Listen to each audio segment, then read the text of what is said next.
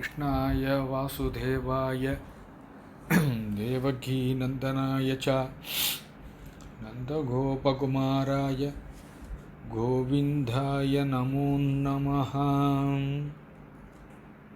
नन्दगोपकुमाराय गोविन्दाय नमो नमः. பெருமாள் கிருஷ்ணன் அவர்கள் வசுதேவரிடத்திலே பிறந்து நந்தகோபரிடத்திலே வளர்ந்ததாக நாம் எல்லோரும் அறிந்தது தான். எப்போவுமே அப்பாவை பற்றி நாம் ஒரு சில அபிப்பிராயம் வச்சுருப்போம். என்னடா எப்போ பார்த்தாலும் படின்றார், சந்தியாவந்தனம் பண்ணுன்றார், சகஸ்நாமம் படின்றார், பகவத் விஷயம் சொல்கிறேன் கேளு வான்னு கூப்பிட்றாரு, என்னடா இது அப்படின்னு நம்ம லௌகீக வாழ்க்கையிலையும் விளையாட்டுலேயும் போக முடியல, பொழுதுபோக்க முடியலேன்ட்டு ஒரு வருத்தம் இருக்கும். ஆனால் நம்ம அப்பாவை பற்றி மற்றவா சொல்லும்போது தான் அவரோட பெருமை நம்மளுக்கு தெரியும். உங்கள் அப்பா அப்படி இப்படி கைங்கரியம் பண்ணுறார், அந்த பிரம்மோற்சவங்களாகட்டும் திருமஞ்சனங்களாகட்டும் எவ்வளோ அழகாக பண்ணுறார் ஸ்ரத்தையா அப்படின்னு நம்ம அப்பாவை பற்றி பிரத்தியார் சொல்லும்போது தான் அவரை பற்றி நம்மளுக்கு தெரிய வருது.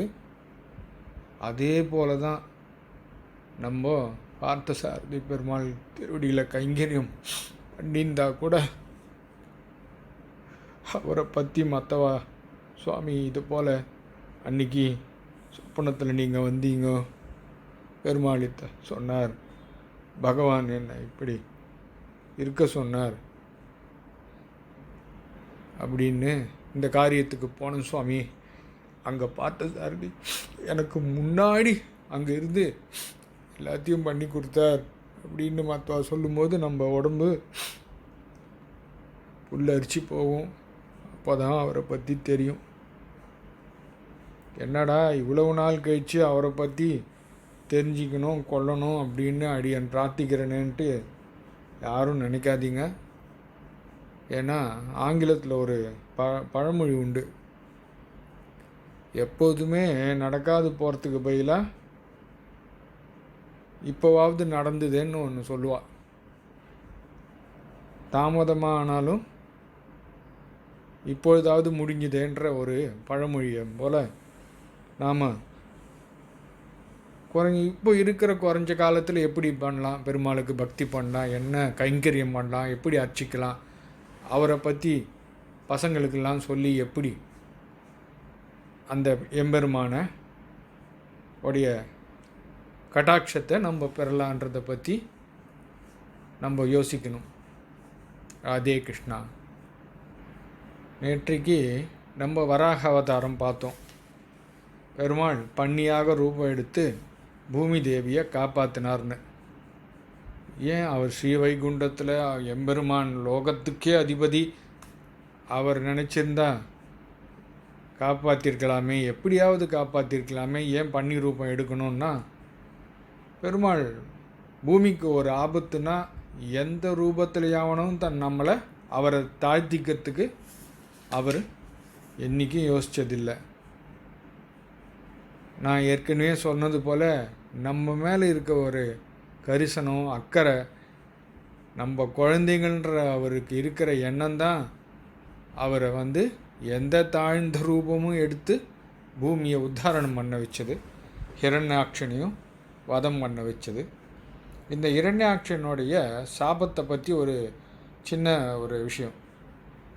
ஒரு தடவை ஸ்ரீவைகுண்டத்துக்கு சனந்தாதிகள் முனிவர்கள் 4 பேரும் எம்பெருமானை சேவிக்க போனான். அப்போது இந்த ஜெய விஜயால்ன்ற வாயிற்காப்பார்கள் அவர்களை தடுத்து விட்டார்கள். உடனே மிகவும் கோபம் வந்து விட்டது அவர்களுக்கு. உடனே நீங்கள் இருவரும் இரட்டையர்களாக பிறந்து அசுரலாக பிறப்பீர்கள், ராட்சசர்களாக பிறப்பீர்கள் என்று சாபம் கொடுத்து விட்டனர். உடனே அவர்கள் தாங்கள் செய்த தப்பை உணர்ந்து அவர்கள் காலில் விழுந்து வணங்கி தங்களை க்ஷமித்தருளுமாறு பிரார்த்தித்தார்கள்.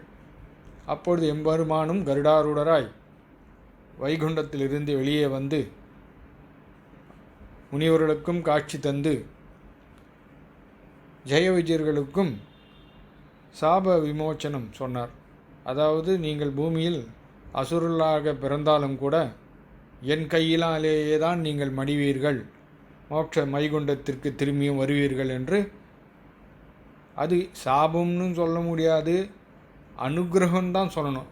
அவர் கையாலேயே ஒருத்தருக்கு மரணம் என்றால் அது மோட்சம் என்று தான் அர்த்தம். அதுபோலவே ஹிரண்யாக்ஷன் ஹிரண்யகசிபு என்று ஒரு ஜென்மத்தில் பிறந்தார்கள். அடுத்ததில் ராவணன் கும்பகர்ணனாக பிறந்தார்கள். ராமன் கையால் மடிந்து மோட்சம் பெற்றார்கள். அடுத்தது சிசுபாலன் தந்தவக்திரன் என்று இரட்டையர்களாக பிறந்து ஸ்ரீ கிருஷ்ணன் கையால் மரணமடைந்து வைகுண்டத்தை அடைந்தார்கள். இந்த 3 பிறவிகளும் ஜெய விஜயர்கள் சனக முனிவர்களால் சாபம் ஏற்பட்டது என்பதை இந்த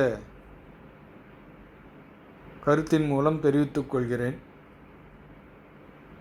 மேலும் சுக மகரிஷி இந்த பிரஜாசிஷ்டி ஆண் பெண் சேர்ந்து உண்டாக்குவது என்பது இந்த சுவாயம்புவமனு சதரூபையுடன் என்பதை தெரிவித்து கர்த்தம பிரஜாபதி தேவகூதி திருமணம் நடந்து அவர்களுக்கு 9 பெண்கள் பிறந்தனர். அந்த 9 பெண்கள் பிறந்தும் தேவகூதி கர்த்தம பிரஜாபதியை தனக்கு ஒரு மகன் வேண்டும் என்று பிரார்த்திக்க எம்பெருமானே கபிலராக அவதாரம் செய்து அவளுக்கு மகனாக பிறந்தார். அந்த கபிலர் மூலியமாகத்தான்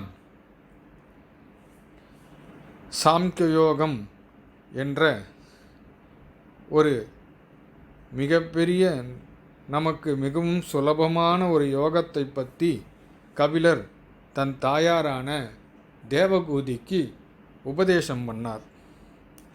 அதில் பகவானிடமே மனதை செலுத்தி ரஜசு தமசு சாத்வீகம், சாத்வீக அகங்காரம், சாத்வீகம் என்றால் மிகவும் சாந்தமாக நல்ல குணங்களையே பார்த்து உண்மையே பேசி இருப்பது சாத்வீகம். ராஜசம் என்றால் அது எப்போவுமே ஒரு கோபமும் கடினமான ஒரு உழைப்பையும் அதிகாரமான தோரணையும் இருப்பது ராஜச அகங்காரம். இந்த தாமச அகங்காரம் என்பது எப்பவும் சோம்பலாகவும் தூக்கமாகவும் கெட்ட வழியில் நடப்பதும், இதுதான் தாமச அகங்காரம். இப்படி அவர் கபிலர் இந்த 3ஐ பற்றியும் தாயாருக்கு எடுத்துரைத்து ஆத்மா வேறு சரீரம் வேறு என்பதையும் உபதேசித்தார். பெருமாளிடமே மனதை செலுத்த வேண்டும்.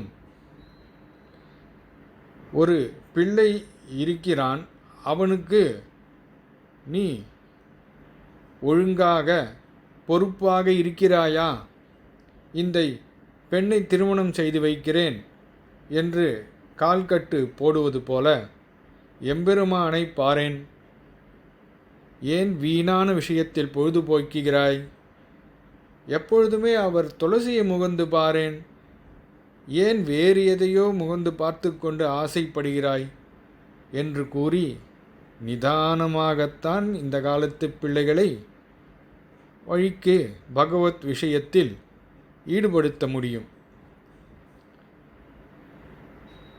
இந்த கபிலர் தனது உபதேசத்தில் பெருமாளை பார்க்காத கண் இருக்க, பெருமாளை சேவிக்காத கண்ணு, அது இந்த மயில் தோகையில் இருக்கிற கண்ணு போலன்னு சொல்கிறாரு. அதே போல் பெருமாளை பற்றி கேட்காத காது பாம்பு புத்தில் இருக்கிற ஒரு ஓட்டை துவாரத்தை போன்றதுன்னு தாயாருக்கு எடுத்து சொல்கிறார். பெருமாள் கோயிலுக்கு போகாத கால் இருக்க, அதை மரத்தோட வேறுன்றார். பெருமாளுக்கு அர்ச்சனம் பண்ணாத கையை இறந்த உடலில் இருக்கிற ஒரு கையின் கை போலவே என்று தாயாருக்கு அவர் எடுத்து கூறுகிறார். தாயாரே, எவன் ஒருத்தன் என்னை நினைக்க ஆரம்பித்தானோ வேறு எதிலும் அவன் சிந்தனை போகாது என்று கூறி, நாம் சாப்பிடும் அன்னம் ஸ்னிக்தமாக இருக்க வேண்டும் என்பதை, அதுவும் சாத்வீக குணத்தை வளர்ப்பதாக இருக்க வேண்டும், எதிலும் பிரகாசமான உயர்ந்த குணங்களை காண்பவையாக இருக்கல் வேண்டும் என்று எம்பெருமானை எப்போதும் மனதில் தியானம் செய்யக்கூடிய அந்த உணவையே நாம் உட்கொள்ள வேண்டும் என்பதையும் எடுத்து கூறுகிறார். ஒரு இடத்துல இருட்டா இருக்கு, அந்த இடத்துல ஒரு விளக்கை நம்ம ஏற்றி வைக்கிறோம், வெளிச்சம் வருது, அந்த விளக்கு கருப்பாக புகை விடுறது. எப்பவுமே இருட்டை சாப்பிட்டா கருப்பாக தான் புகை வரும். அதுபோல தான் நாமும் எந்த அன்னத்தை சாப்பிட்றோமோ அதே போல தான் நம்ம புத்தியும் இருக்கும் என்பதை கபிலர் தன் தாயாருக்கு எடுத்து கூறுகிறார். மேலும் அவர் தன் உபதேசத்தில் ஆத்மா விலட்சணத்தை கூறும் அந்த பதிவினை தொடர்ந்து நாம் கேட்போம். சர்வம் கிருஷ்ணார்ப்பணம் அஸ்து. சர்வம் வாசுதேவமயம்.